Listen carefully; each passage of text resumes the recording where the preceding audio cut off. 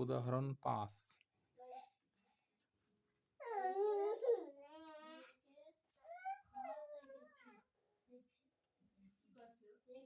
Left side LHS, left সাইডে আমাদের আছে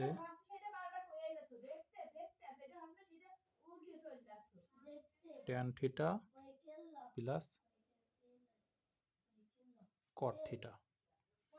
তা আমরা প্রথমে এখানে সূত্র করব। এখন সূত্র আমাদের এই ত্রিকোণমিতি অঙ্কে চেষ্টা করতে হবে 1 নম্বরে অথবা 2 নম্বরে আসার জন্য। 1 নম্বর মানে কি সাইন আর 2 নম্বরে কস। তাহলে আমরা কিন্তু সাইন এবং কজে আসার চেষ্টা করব। এখন সাইন এবং কজে যদি আসতে হয় তাহলে আমাদের কিন্তু tan এর সূত্র আছে দুইটা। একটা আছে 1/cot। 1 যদি cot আমরা করি তাহলে কিন্তু আমরা চলে গেলাম সাইন নম্বরে, sine cos tan cot, sine নম্বরে চলে গেলাম। কিন্তু আমাদের আসতে হবে 1 অথবা 2-এ। 1, 2-এ যদি আসতে হয় তাহলে আমরা অবশ্যই এই সূত্রটা করব, কারণ এই ট্যান থিটা সমান sine by cos, sine theta by cos theta. তাহলে এটা 1 নম্বরে, এটা 2 নম্বরে।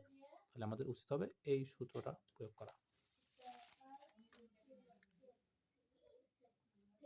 Sign theta by cos theta, এখানে চিহ্ন আমাদের প্লাস। এই কটেরও সূত্র আছে, কটের আমাদের সূত্র আছে, একটা সূত্র আছে আমাদের cot থিটা সমান 1/tan থিটা, 3 নম্বরে চলে আসছে। কিন্তু আমরা যদি সাইন নম্বর সূত্রটা করি তাহলে আমাদের cos বাই সাইন মানে 2/1-এ চলে আসছে। তাহলে আমাদের অবশ্যই প্রথমে আসার চেষ্টা করতে হবে, cos বাই সাইন থিটা। আমাদের cos theta by sine theta, এখানেও সূত্র করলাম, এখানেও সূত্র করলাম। এরপর আমাদের এখানে এটা ভগ্নাংশ আকারে রয়েছে আর মাঝখানে প্লাস রয়েছে। যদি ভগ্নাংশ মাঝখানে প্লাস অথবা মাইনাস যদি থাকে তাহলে আমাদের লসাগু করতে হয়। লসাগু মানে এটা দাগ দেব, দেওয়ার পর লসাগু আমি দেখছি দুটোই আলাদা। এই হরে যদি দুটোই আলাদা হয় তাহলে যতগুলো আলাদা থাকবে সবগুলো নিতে হবে, আর যদি একই রকম থাকে তাহলে একটা নিলেই হয়। তাহলে যেহেতু আমাদের দুটোই আলাদা রয়েছে, আমাদের cos থিটাও আলাদা করে নিতে হবে, সাইন থিটাও ইনটু আকারে আলাদা করে নিতে হবে। এবার আমাদের লসাগুর নিয়ম হলো, সংখ্যা থাকলে একরকম নিয়ম আমরা করি, এরকম অক্ষর থাকে cos থিটা, তাহলে আমাদের নিয়ম হলো এই cos থিটা এবং এই cos থিটা আমরা বাদ দিয়ে দিতে পারি।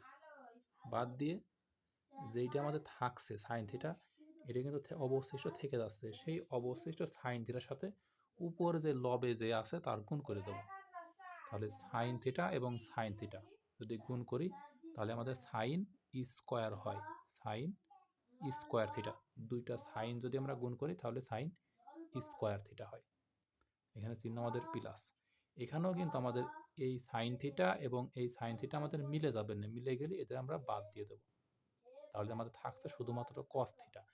এই cos থিটা এবং উপরের লবে যেই cos থিটা আছে, এই cos থিটা এবং cos থিটা গুণ করলে হবে না cos স্কোয়ার থিটা। দুইটা cos গুণ করলে cos স্কোয়ার। যেমন আমাদের a আর a যদি a গুণ করা হয় তাহলে হবে না a স্কোয়ার, b গুণ করলে b স্কোয়ার। তাহলে সাইন থিটা গুণ করলে হবে না sine square theta, cos theta গুণ করলে হবে না cos স্কোয়ার থিটা। এরপরে আমাদের উপরে sine square theta plus cos square theta আমাদের একটা সূত্র পড়ে।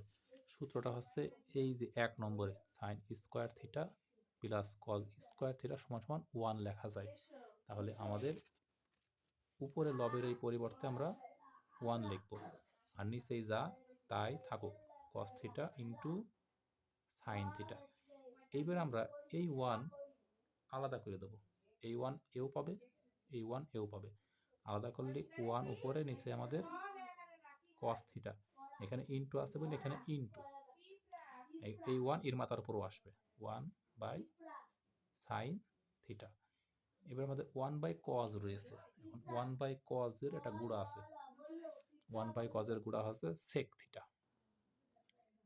সেক থিটা। এখানে ইন্টু ইন্টু আর ওয়ান বাই সাইন থিটা রয়েছে, ওয়ান বাই সাইন থিটারও একটা গুণা আছে কসেক থিটা।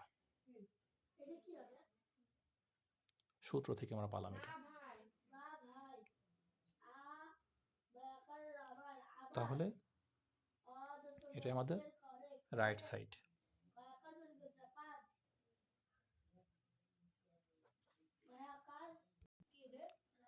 6 নম্বরে এটাই আমাদের বাম পক্ষে রয়েছে, left side. Sec square theta plus cosec square theta. তাহলে এই সেকের সূত্র আছে, সেক কিন্তু 5 নম্বরে। তাহলে আমাদের সেক স্কোয়ারের সূত্রটা কি হবে?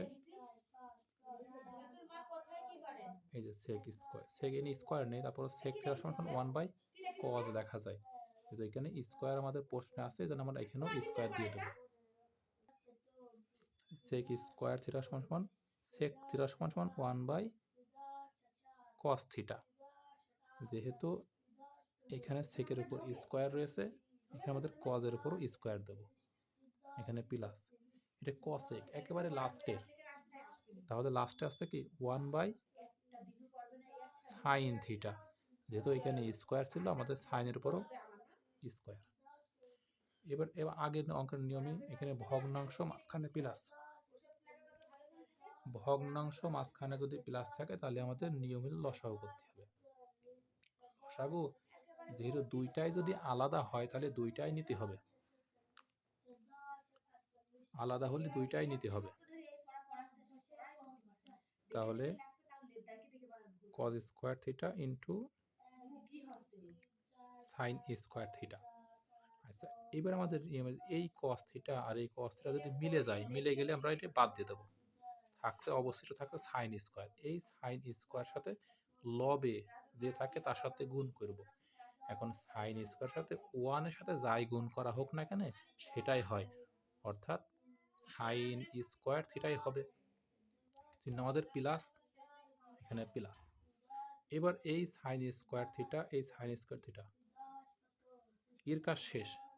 কাজ হলো আমাদের এখানে এই হর এবং এই হর যদি মিলে যায়, শুধুমাত্র অবশিষ্ট কিন্তু কজ স্কোয়ার থাকে।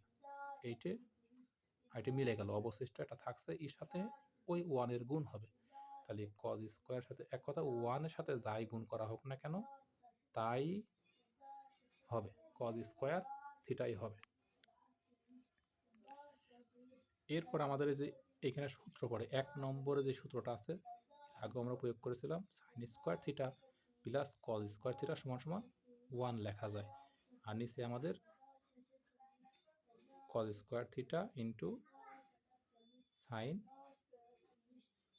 Square theta. এরপর আমরা এই 1 এও পাবে, এই 1 এও পাবে, আলাদা করে দেবো। 1 বাই কজ স্কোয়ার থিটা, এখানে আমাদের ইন্টু আছে, ইন্টু দিতে হবে। এখানেও 1 বাই সাইন স্কোয়ার থিটা। পরবর্তীতে এই 1 বাই কজ স্কোয়ার এটা গুণা আছে, গুণাটা হবে সেক, সেক থিটা।